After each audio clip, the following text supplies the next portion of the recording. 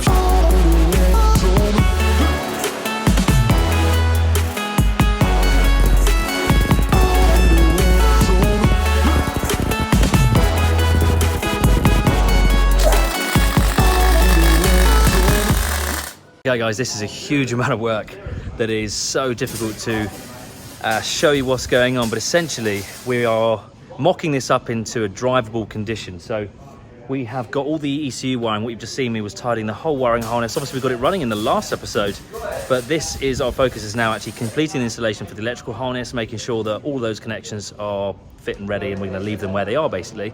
We've got all the water hoses mocked up, and again we're still going to have to replace a lot of these water hoses because they're not routed as much as I'd like them, like as neat as I'd like them to be, but for the most part it's actually in a runnable condition. So we've actually got a new header tank here, which is we've gone for the clear one rather than the black one so we can see the levels. The ECU is sort of tucked over there. We still need to mount that up, but our focus is trying to get this thing out on the road, get a little road test, see how it's feeling. The air system, how it's going to get this airbox, is hilarious. We've gone for, until we can mock it up, we've got a gaffer tape, and then we've got a cone filter. Just again, it's all going to be replaced, but we just want to get this thing out, see what it feels like. Leon is just welding the throttle pedal. You've just seen him welding the throttle pedal. So Discovery 1 has the throttle pedal is way longer than a TD5, so we're having to actually cut the original pedal off of the Disco 1 and weld it to the new new TD5 Defender pedal, so it's actually got the correct angle, etc., and it actually bolts into the original position. So that's what's going on. I'm just going to fill it up with water, and then we can actually start this thing and leave it idling now that we can get some coolant around the circuit. We've had to blank out the EGR circuit and sort of redesign how the water system works. But yes, any minute now, this should start and hopefully drive out. But the air system is just making me chuckle. We've got a huge Boy Razor cone filter, so it might sound good, you never know. But let's continue and hopefully get this thing driving under its own steam.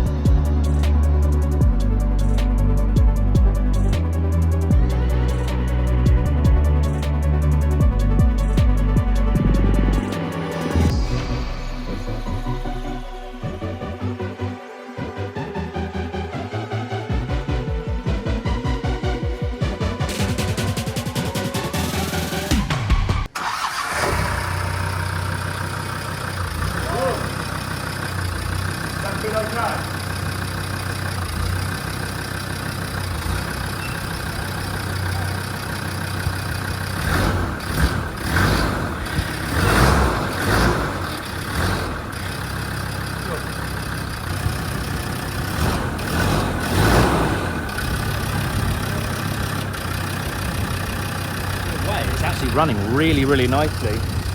We've done the clutch master cylinder, but clutch doesn't feel quite there just yet. We've got like clutch is quite low to the ground, but then again, it is a brand new clutch, so it moves, it runs.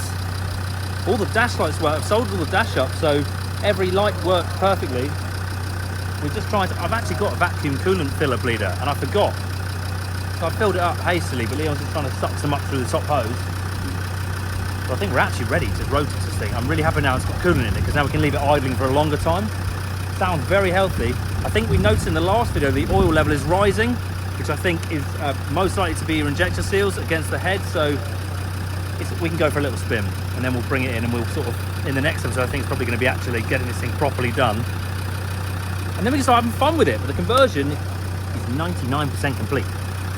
Guys, the time has come. We're cleaning the bonnet. We've got our hilarious gaffer taped air filter set up. Everything's cleaned in terms of the installation. We've got no tooling on this car anymore. This Kieran's just pumping up the tyres. We're adding some extra wheel nuts, and this thing is going to go and hit the road. And you guys are coming with us. You never know what's going to happen. It's going to be interesting, but this thing doesn't look good just yet. So it's going to be an interesting road test for sure. Right, guys, we're going. I actually really like this hat. I don't know if it suits me. What do you guys think? Kangaroo leather. It's very good for the sun. This is the first road test. Is always very sketchy, I find. You might need to push the. Well, can you push in the throttle, the bonnet cable as we're closing the bonnet? It's on the other side. Oh, not used to this sort of.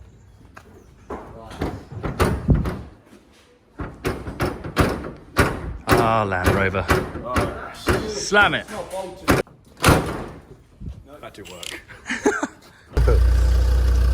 Seatbelt on. Yeah, actually. See, with the aircon. Steering feels lovely.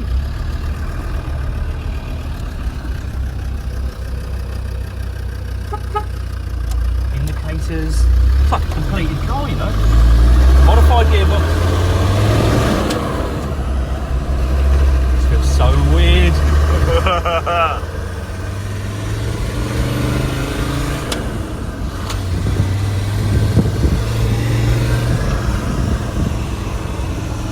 Feels like a 100-inch Defender. Just noticed something as well. What? Have we We've got the props up. no, we've got that front prop. We've got no front prop. No! Have we not? No! No way. I can't believe it. This is actually driving. Jump and run down there. Oh. Run!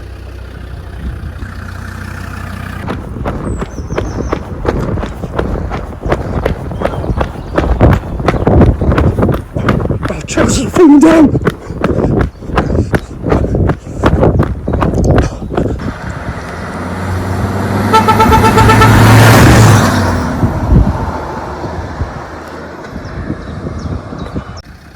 So guys, it actually runs, it drives and operates. We don't have a front prop installed. It still needs to go on the lift. We still need to actually finalise this installation.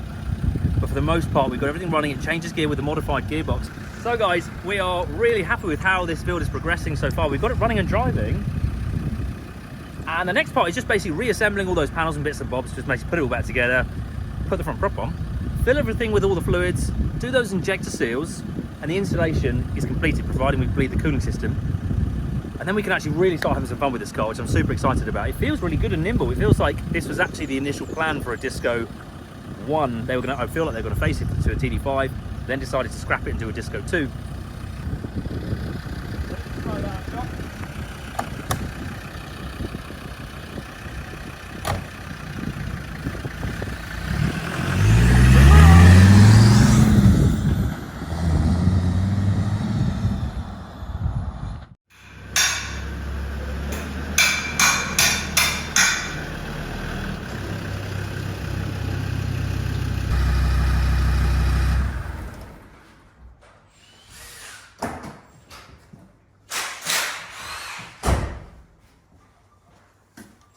So guys, that was a successful road trip, but we've still got a long way to go for this thing.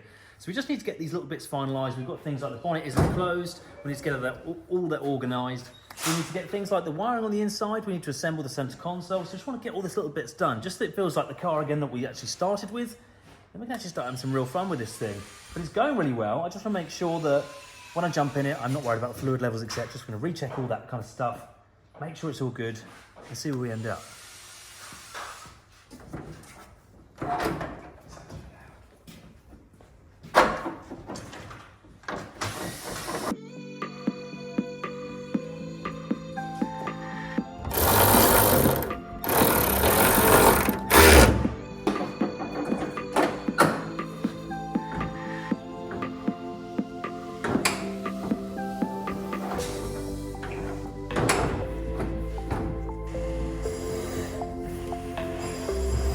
Radiator thing. Yeah. Someone's making it not close.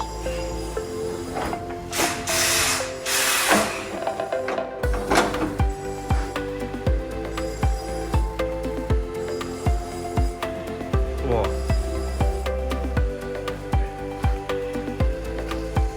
Is something in there?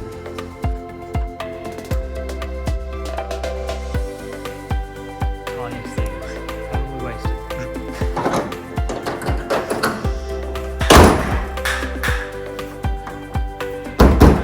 Lovely. So it looks totally standard. Doesn't look like a TD5 whatsoever. In any angle, unless you climb underneath it. But even then, let's get that interior looking right, I think. Because that is really bugging me. It's like just in a shell. Let's get that centre console back and get the handbrake sorted. Get that dash cluster back together. And then it'll be a turnkey. And there's part of the loom which is touching the clutch. We've done that accelerator pedal. Leon modified the original pedal and mated it with a Defender pedal, TD5. So we've got the right angle for everything, but it's now a fly-by-wire pedal. But we just need to, you see this loop? We'll get that out of the way, get some of this out of the way, put this back together, and it should look original again.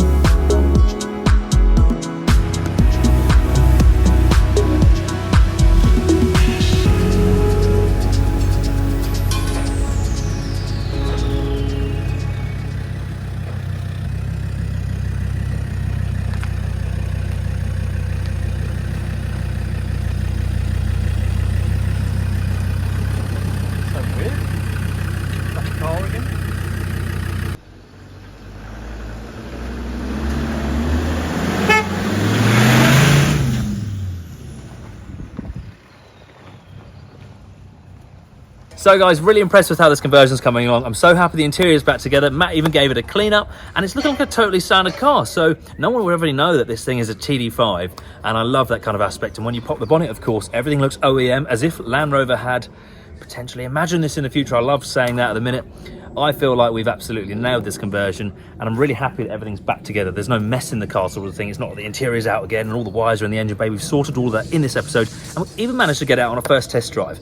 I'm really happy to report that gearbox modification has allowed us to, all the gators fit, everything selects perfectly, and that was the all important, and that was the bit that was potentially going to stop this conversion. I wanted to have that Discovery 1 shifters as opposed to the Defender shifters, because then immediately you'd notice that this thing was a conversion. So it looks like a totally standard car from the exterior and the inside. You never know until you pop the bonnet, and that's where all the fun and the magic's happening.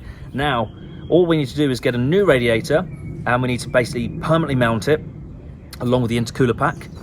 We need to just do a few little jiggery pokery with things like the hoses, but for the most part it's looking really, really good. And we're nearing closer to where we can actually really start having fun with this thing.